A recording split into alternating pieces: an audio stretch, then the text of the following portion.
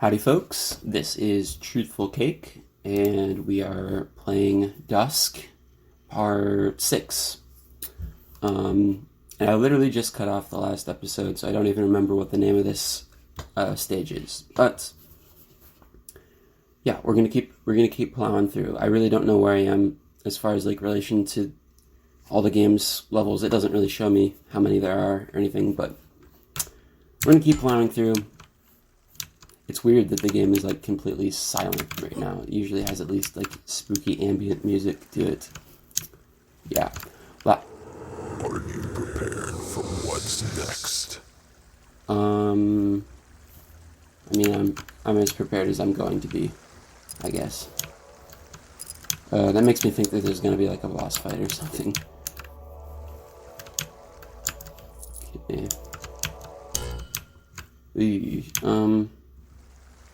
What's down here? Door opens elsewhere. Okay. Alright. Here goes nothing, I guess. The last episode, I feel like right at the end, like right when I was about to cut off the level, I started like having like 15 different things to say, which is kind of backwards, because then I'll go like long stretches of a level where I have nothing to say. Okay, we got 4 switches.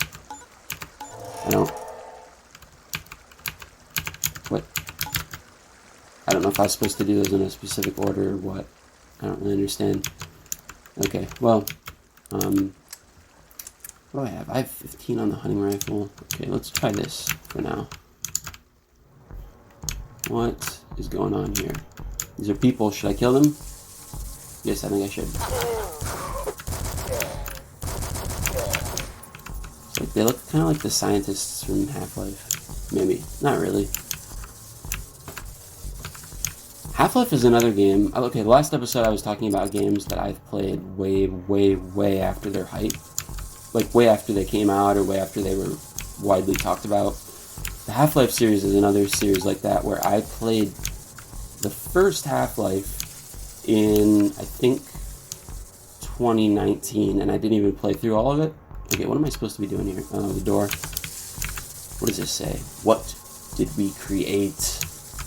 3 exclamation point, or exclamation marks. Not exclamation, question marks. Where does that door open? Where? I thought those were exploding barrels. I don't see any other switches. Oh. Quarantine release, do not touch. Quarantine release, 2020, topical. This game wasn't made in 2020. Oh, what is this? What is this? Experiment. Oh, man. Oh, man. Okay, hold on. Okay. Is this like Cerberus? Like some sort of fire dog?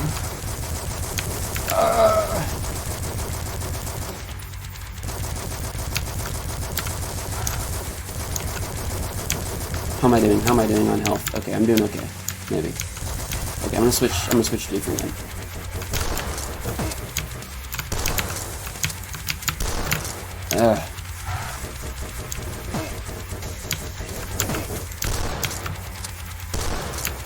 Okay, I'm not doing as good. Let me get some help. Okay. I'm still not good enough to like move and I'm not good at like strafing and aiming and shooting at the same time. Which is kind of essential for this. Oh, are you kidding me? Okay, well, I mean, I like literally just started this level, so I'm kind of just hoping they give me enough ammunition to... Do I just have the same amount of ammunition that I died with? I don't know. Are you prepared for what's next? Well, I'm not as prepared now because I had more stuff when I died. I had a lot more... I think I had more health, or more morale. But yeah, like I was saying, I played Half-Life 1 like at least over 20 years after it actually came out. And I didn't even play through all of the original Half-Life 1 because it was good. I don't know. I don't want to like bad talk it or trash talk it because I kind of considered doing the original Half-Life on a video because it's so old that I think it would be really easy to make a video of and capture footage for. I think my PC would not have any problem with that. Hold on, let me just kind of prepare myself here. But yeah, Half-Life 1 is just like, I feel like by the time I played it, I think it was one of those things where like I probably would have loved it if I was even alive when it came out. It came out like a year before I was born. If I was even alive when it came out and playing video games, I probably would have loved it. But I think that was one of the few things where like it had gotten to the point where it had aged enough that I was kind of just like, this is not quite as enjoyable as I think it would have been at the time. And that's why I ended up playing Black Mesa, which is a remake. I never know what to say, remake or a remaster, one of those two, which was excellent, and it actually really got me to appreciate the game when I'd kind of written it off a little bit, or when I hadn't played it. It got me to appreciate that game. But same thing with Half-Life 2, which was slightly less old, but I also played that in like 2019, I think. And that was still like, what, like 15 years old by that time. Okay, this is supposed to be a super shotgun, and I'm like watching his health bar, and it doesn't seem like it's going down very much when I'm shooting him. I'm just, okay, hold on, I think I have the mortar, or the riveter. Let me try this. Get wrecked, pal. So yeah, I guess those are a few situations where it's like, I played a game, and I didn't end up liking it as much as I would have if I had played it when it was new. But that's kind of just like a question of, oh, it didn't age. Although I think Half-Life 2, honestly I think both of them have probably aged okay for how old they are. I'm so close to killing this guy.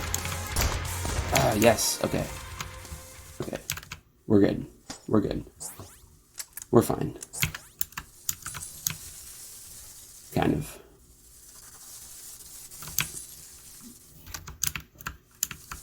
What is in here? What's with all the... Whoa, what? Second experiment? What? Okay, that doesn't seem fair. I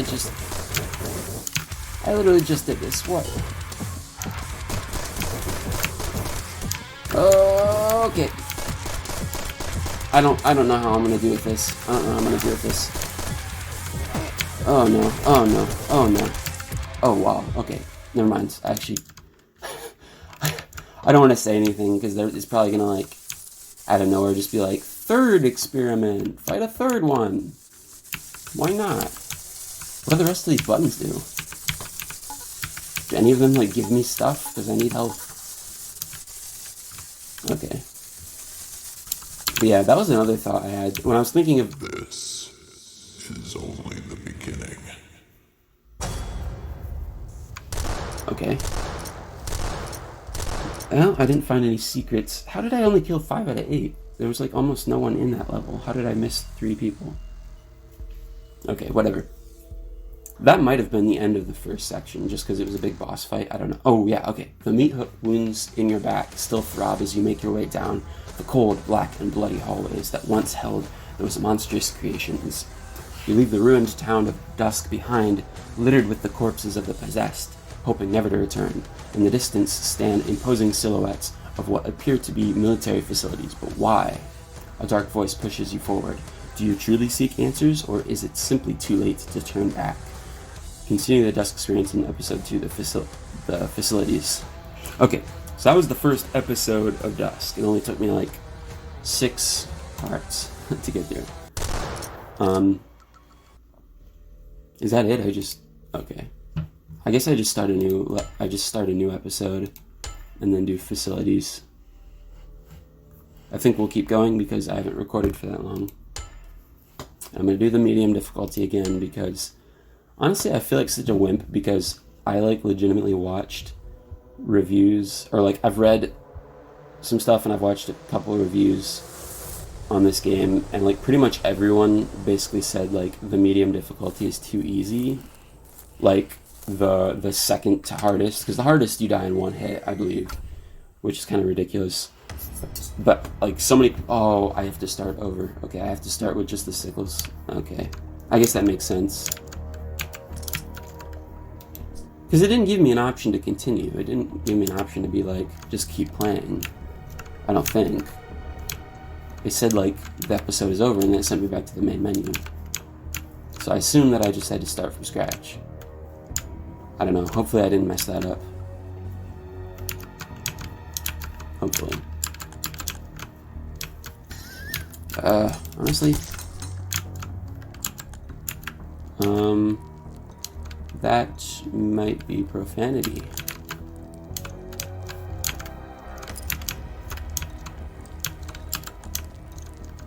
This definitely looks really grimy and dirty and gross. Okay, I forgot what I was just saying. I don't think, it probably wasn't very important, but where is he? Where is he? Get out of there.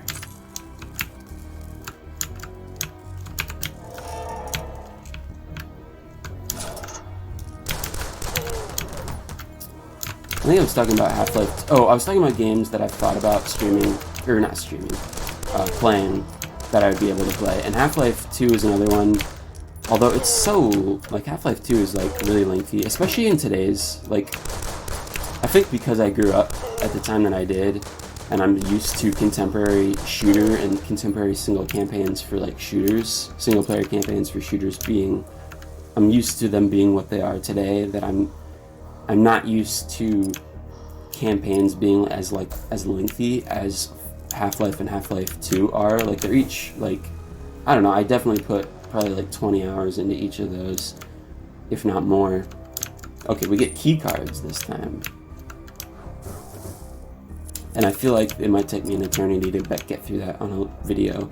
Also, I've already played Half-Life 2, and I really enjoyed Half-Life 2. I mean, it's a classic for a reason. But I also, at the same time, like, what is shooting at me? Oh. I don't know what those are. What? Okay. Anyway. So yeah, the other thing though I think would be a better idea is I recently got the Half-Life 2 episodes. Half-Life 2 episode 1 and 2, which I've never played. So if I played those on a video, I could play it blind. And I think that would be pretty cool. I think I should be able to capture it decently well with my computer. Because they're not new by any means. They're pretty old. And they're not super, like, system intensive. So, yeah. Maybe I'll do that. If I want to play Half-Life, I'll probably do that. Although I did think about playing the original Half-Life 2. Or the original Half-Life as well.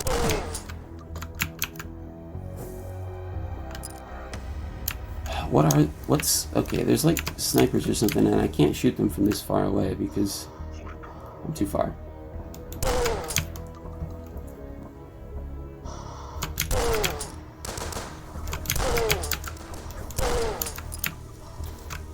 How did that guy get up there? I was just up there.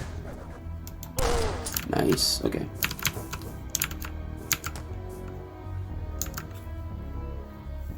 Something that this level reminds me of, this is going to sound really weird because like everyone that I've tried to explain this to has always kind of just had like a weird reaction. Okay, that's the blue door, but I want to see what's going on over here.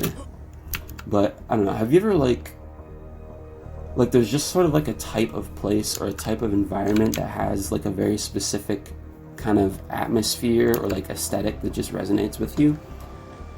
This, I don't know if resonates with me is the best way to put it, but like old, like 20th century abandoned like factories like this. The kind that have like weird pipes sticking out everywhere, like bending at weird angles, and like smoke coming up out of the pipes. I guess that wouldn't be happening if it was abandoned, but that kind of a thing just seems like, oh, what is this guy? He's like, is this like this game's version of the Big Daddies from Bioshock, maybe? I don't know. But that kind of, not like I would want to live there or anything, but it appeals to me in the fact that like it seems really spooky and kind of disturbing, and I feel like it would be the perfect setting. I mean, I'm sure it's been done many times before, but I feel like it'd be the perfect setting. Just like this grimy industrial like factory area would just be perfect for like horror. I don't know, it reminds me a lot of Eraserhead, which is, I don't know if I can say Eraserhead is one of my favorite movies because I've only watched it once and I was really confused the whole time. But Eraserhead is one of those movies I've watched that just like really stuck with me, and like I keep coming back to it over and over. Not like coming back to watch it, but I keep just like thinking about it or talking about it continually. Like, I feel like I'm always bringing up Eraserhead because it's just such a weird and unique and kind of awesome movie. Like I want to watch it again, and I'm almost tempted to say it's one of my favorite movies, but I've only seen it once, so I don't think I can get away with saying that. But yeah, like Eraserhead didn't have like a factory like the kind I'm talking about, but it definitely had like an industrial, oppressive feel. I don't know, like I love, there's like a scene where he like looks out his window and he just has like a brick wall like literally right outside his window, and I feel it's kind of doing like a 20th century industrialism kind of thematic thing, maybe. I don't know, maybe I'm reading into it too much. I also love how David Lynch, who is one of my, well, I can't even say David Lynch is one of my favorite directors because I haven't watched that many of his movies, but Twin Peaks is my favorite show, and I really appreciate a lot of what he does. But anyway, I kind of appreciate how David Lynch, there's like an interview where he's talking about Eraserhead, and he's like, you know, when I made it, I really didn't even know what it meant. He's like, I was not really sure what it meant to me. And he's very much of the opinion, sorry, I didn't mean to get into like a movie discussion thing in the middle of this game, but he's very much of the opinion that like personal interpretation is valid, and like however something seems to you, if it's art, you know, however you interpret it is valid, and everyone interprets it differently.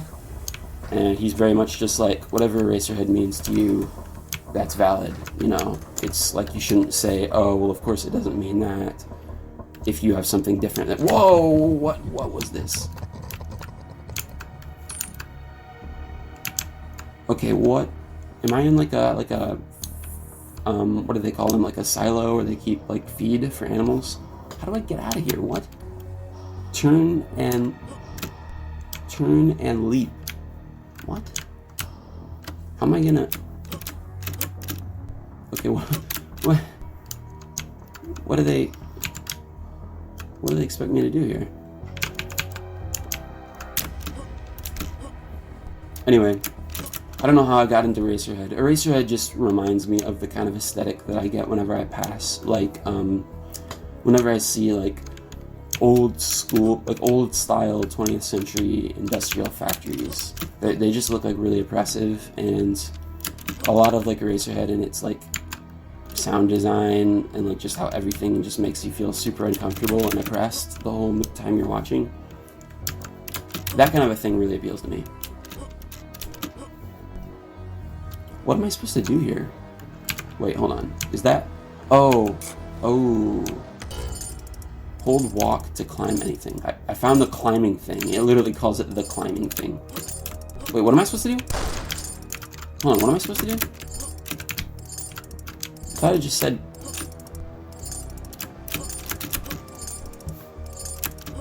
Okay, I'm not understanding this, right? Okay, well, it's gonna run out. I hope it respawns, because I will be stuck down here otherwise. What did it say I'm supposed to do? Hold walk. Oh, is that like shift? Oh, that's shift. Okay.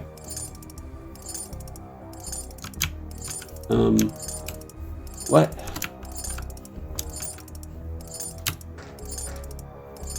Why is it not letting me go up further? Oh, okay, sorry. The controls are getting really weird. Can I go over here?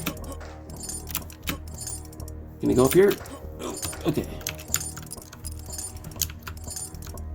Well, now... Okay, I have to go back down. Sorry, I don't really know what I'm doing. Where did I just go? Oh, here we go. Okay.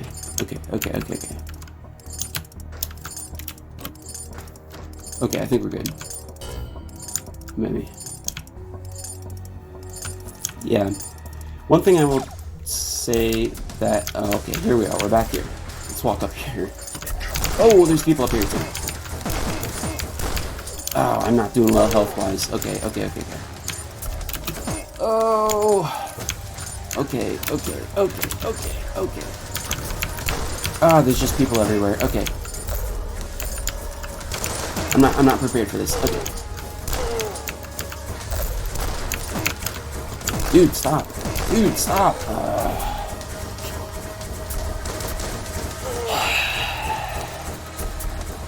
Okay, I'm gonna get back to the same area and I will edit it out. Okay, I'm gonna jump back in here. I'm gonna jump back into the video here because, yeah, that took me a lot longer than it realistically should have. I got all the way here and then I died a second time. And, you know, I don't have a lot of excuses. I'm just not great at this game. Although if I were to pick an excuse, I would say that it's significantly harder when you don't have a large stock of weapons. You just have to start with the sickles and then have limited ammo with a shotgun and pistol. And then, I didn't realize before, but that they give you the hunting rifle, and the hunting rifle takes down those big guys that shoot fireballs in like one shot, which definitely helped. I didn't realize that last time I was playing. So yeah, I think I'm not exactly where I left us last time, but I'm pretty close, I think. And I've taken out most of the people in this big area, so I should be good going forward unless they... Oh yeah, okay, this is where I went last time. I should be good unless they add like a bunch more enemies out of nowhere all of a sudden, which they probably will do. But yeah, what I was saying earlier that I said I wasn't going to talk very much about, and then I didn't talk about at all, was, like I said, I'm not going to talk about it a lot because it doesn't have anything to do with this game or games in general, but I am very passionate, well, besides video games, probably one of the things I'm most passionate about is writing. I'm really into writing, and I've kind of dreamed of being like an author for a long time, writing like books or stories or poetry. I write a little bit of all of that right now, and someday I'm gonna write a horror story that revolves around like an industrial factory setting like this, just because I think it's so... I just think it'd be such an awesome setting for that type of a story. But yeah. Another big dream of mine is to be involved in some way in like game journalism, we'll call it, whether it be like, hold on, what am I supposed to be doing here? I know there's a red door over here. Or there's a red key card, sorry. I can't get in there, though. I need to stop and think about what I'm doing. Is there, like, somewhere up here that I can open that door, maybe? I don't know. Okay, here's a yellow door. I need the yellow key. Did I just totally miss it somewhere? Was it, like, in that feed silo thing that I fell down?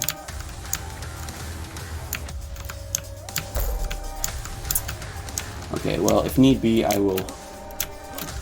hold on, wait a second, can I get up here? Can I... Okay, I can't get all the way up to the top, I don't think.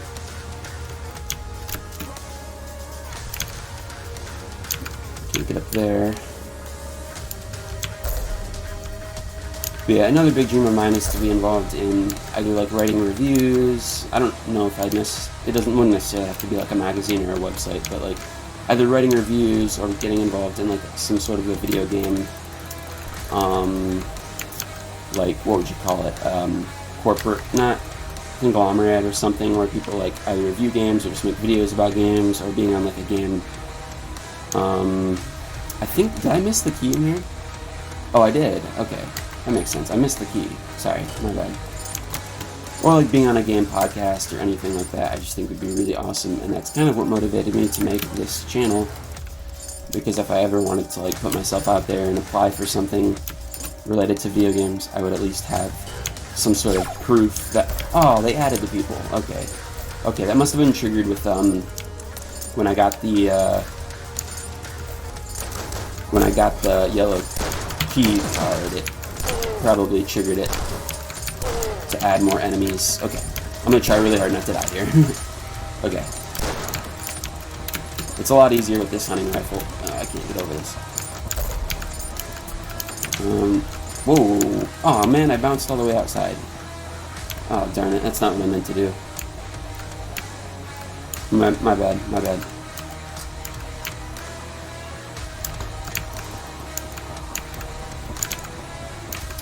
Yes, I actually would love to be on a game podcast because, I don't know, that's kind of like my dream Oh, there's more. They came back here. Okay.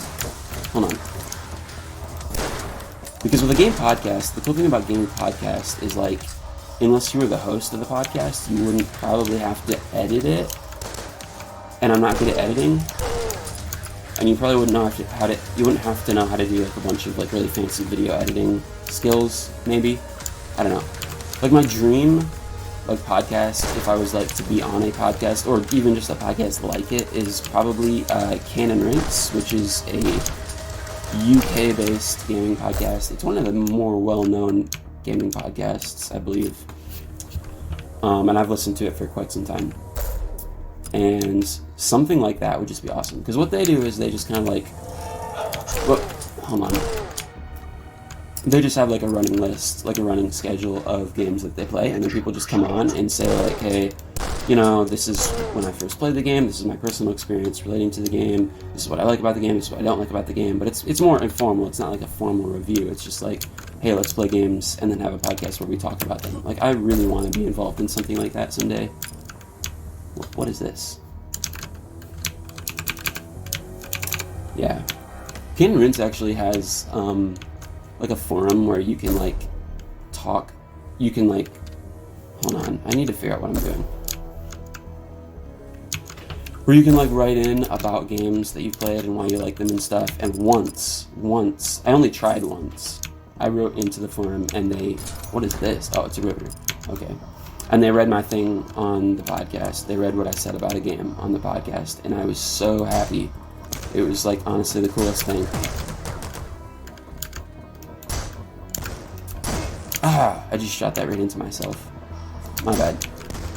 Okay, I don't want to... What was the point of that? Did they just open those silos?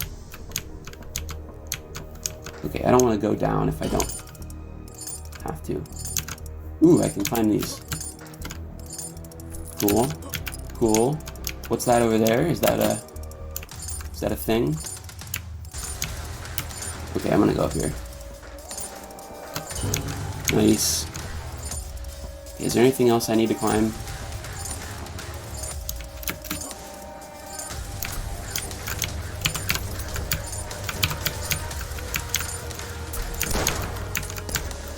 Is there anything in here? Oh, this opened up.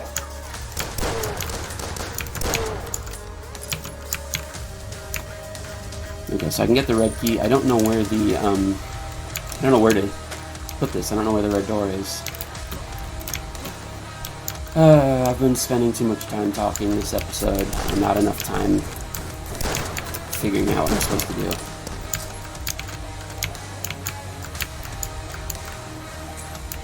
Was this open before? I don't think it was. No.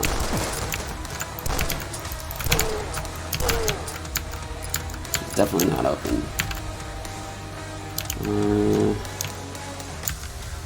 I don't know what's going on in here.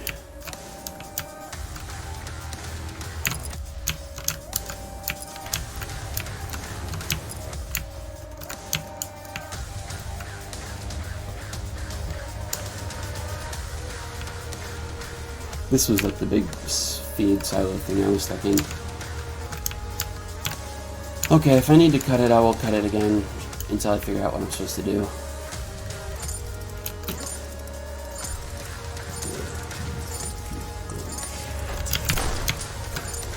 Okay, so I went back this way, and there was like a creepy voice that was like, where do you think you're going? And then there's these guys, I don't know what their deal is. I'm gonna use the riveter.